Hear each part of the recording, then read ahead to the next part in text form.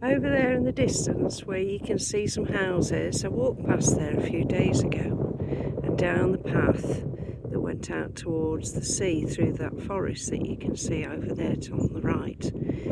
And I noticed these trees, very odd looking trees. Hopefully you can see them just in front of where the forest is.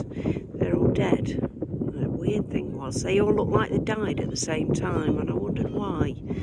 A few days later I came down here, and this is a walk along the seawall. Let me just show you the other direction. There's salt marsh on that side, and there is the seawall. So it was quite evident as to why those trees had died. So this seawall must have been built, and then at some time, turns out to be about 10 years ago, it broke, and they decided it's too expensive to rebuild it. Perhaps it was built in the first place to create grazing land over here. Landowner probably thought I could make a bit more money by cutting off a bit of this land and creating it into land that's usable for farming.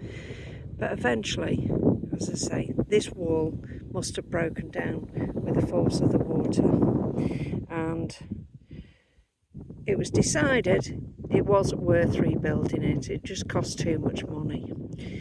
And this is a great example of managed retreat.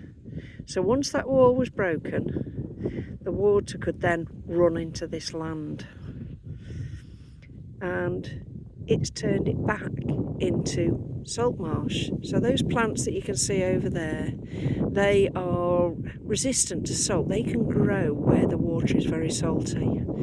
But of course those trees that died, they weren't. So they were killed off by the salt, leaving just those strange feature in the landscape of those dead trees along lines where they must have been planted.